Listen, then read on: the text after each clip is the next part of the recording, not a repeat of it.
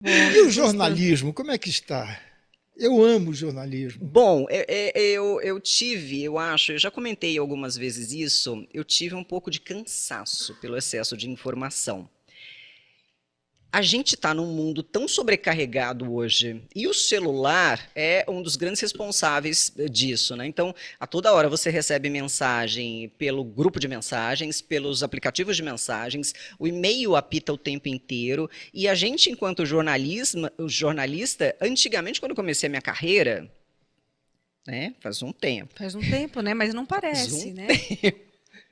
a gente usava ainda tinha fax, ainda tinha pauta com papel carbono na máquina de datilografar. Então, você fazia o jornalismo, você tinha que investigar mais e era mais difícil conseguir.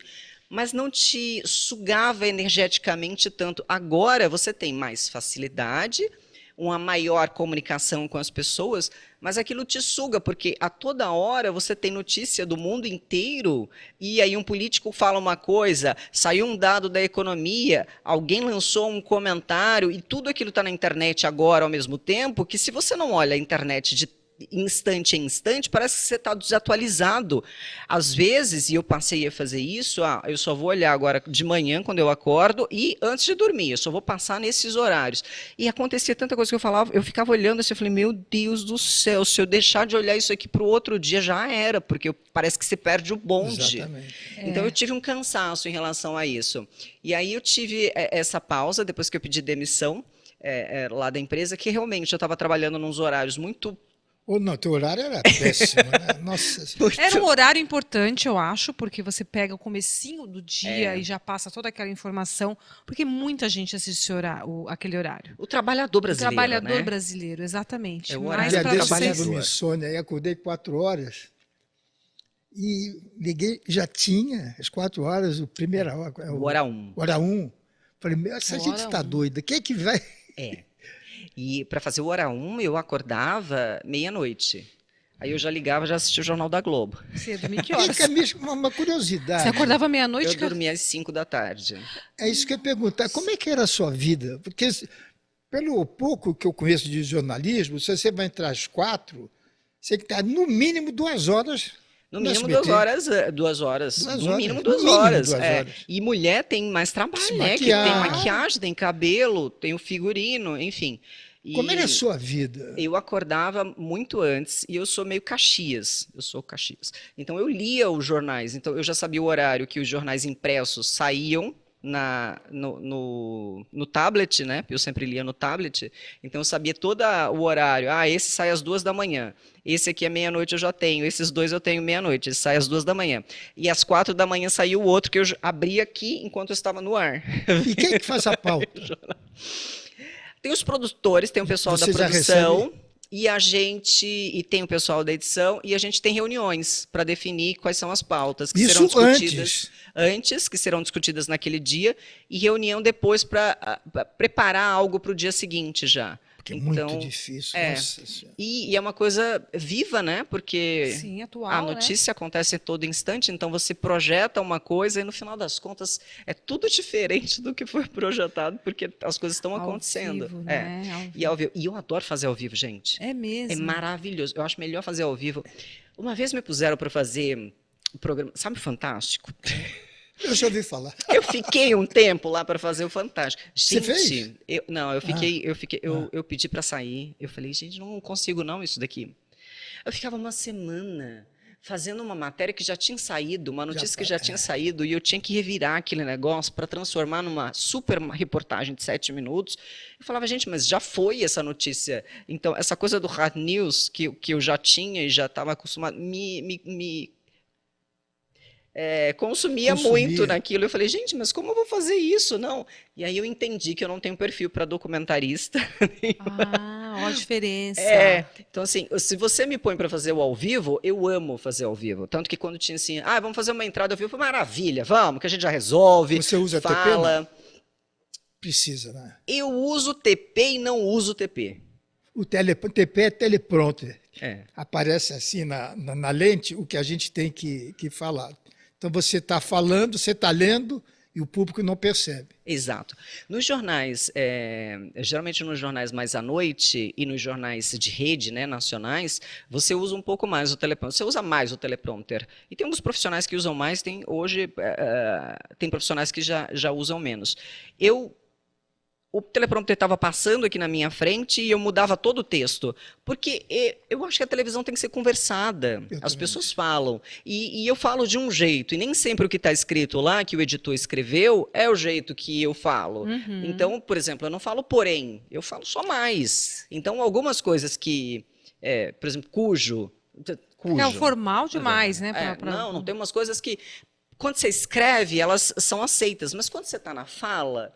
Não é bom, então eu mudava muito, eu mudava coisas de ordem, e como eu fazia muita apuração ao vivo, então eu estava com o telefone e muitas vezes eu marcava com o secretário de saúde entrevista naquela hora, eu falava, secretário, atende aí agora, então vamos fazer agora uma entrevista online e tal, ou com o prefeito, ou com o governador, a gente vai em tal lugar, a equipe de reportagem está chegando, eu estava ao vivo e marcando com eles.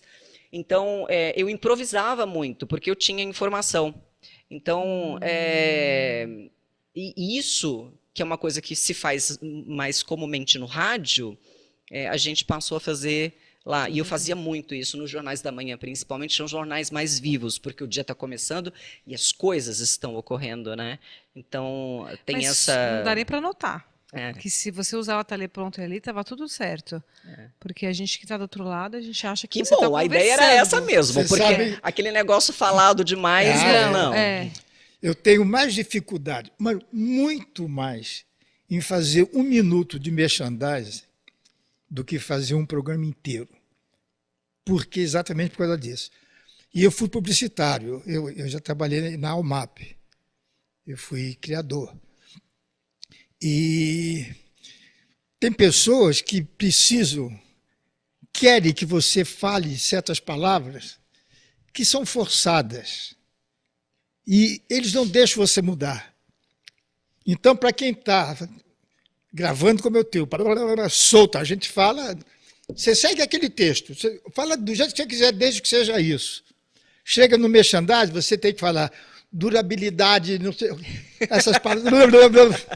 É horrível. Essas palavras que de antipelilose, esses nomes entram de farmácia. Exato. A minha língua vai para o espaço.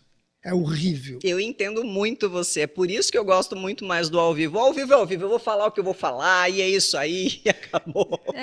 Então. E tá que você tem perfil, né, para isso, né? E tá ótimo. Agora, o merchandising é muito difícil quando você fica muito engessado ali naquela caixinha. Porque acaba transparecendo que você está engessado na caixinha, porque te põe num formato. Não é fácil. Deixa eu fazer do meu jeito, me libera. Vai dar certo. A gente faz aqui algumas vezes e vamos nessa. Eu brigo, entre aspas, né?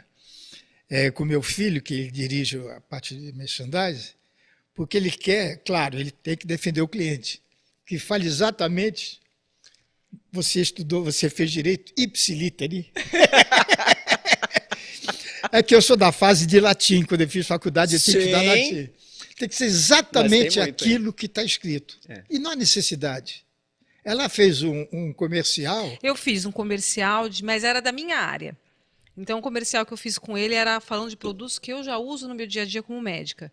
Então, assim, eu não tive dificuldade, porque eu vivo o dia a dia. Sorte minha, porque se fosse outra coisa, talvez eu iria patinar. Mas eu li algumas coisas, eu dei uma lida, mas eu não tive dificuldade de ler, porque estava tudo meio que da minha área. Então, aquela palavra não era estranha para mim. Já é intrínseco, né? Exato, já estava dentro de mim. Então, agora, também tem uma coisa, é que nós, como somos comunicadores e comunicadores de massa, a gente tem a função de traduzir as palavras difíceis para que elas sejam compreendidas pelo todo. Que é uma coisa que, enquanto jornalista, a gente faz muito. A gente chega, eu vou entrevistar uma médica, eu falo assim, doutor, não, vamos traduzir? Fala assim como se estivesse falando... sei lá, sua mãe é médica? Não. Então, quando você estivesse falando para sua mãe. É mesmo. E é isso com advogado, com jurista, com engenheiro, com cientista, porque as pessoas estão acostumadas, dentro das suas profissões, a terem aquelas palavras mais técnicas. Só que na comunicação de massa, você precisa atingir todos, né? E aí, para a gente, é mais natural falar o mais fácil. Então, mas aí não seria normal o seu produtor ou o seu redator, não sei, já colocar as palavrinhas? Seria. Não é? Porque você já está falando com o pessoal que não é da área, então tem que colocar aquelas palavrinhas mais tranquilas, né? Só que como muita gente, o trabalho do jornalista tem aquela coisa escrita, então às vezes isso há uma confusão. O jornalista escreve como se ele estivesse escrevendo. E a escrita não é igual à nossa fala, né? Então, muitas vezes eu vejo a escrita, eu começo a ver o TP, saio mudando, eu falo isso quer dizer aquilo. Você sabe que quando eu me formei em Direito, eu tive que voltar a estudar português. Porque eu comecei a escrever com 17 anos de idade, humor. Então, o meu vocabulário era muito popular. Então, quando eu tinha que fazer alguma coisa, né, eu não achava palavras. Então, eu comecei a estudar aula particular e fui até o Colégio Rio Branco e procurei meu professor de português e pedi desculpas a ele pelo mau aluno que eu fui. Você Sensacional! Acredita? Verdade. Maravilhoso isso! Eu disse, olha, só me desculpe, porque enquanto eu falei isso para ele, porque quando eu fui, quando eu fui lá, eu já estava conhecido, então ele me recebeu não como aluno dele, mas como o cara que ele via na televisão. Eu dizia, quantas vezes o senhor estava dando aula e eu estava fazendo batalha naval com um colega do lado. Paguei por isso, né? Muito bom, muito bom.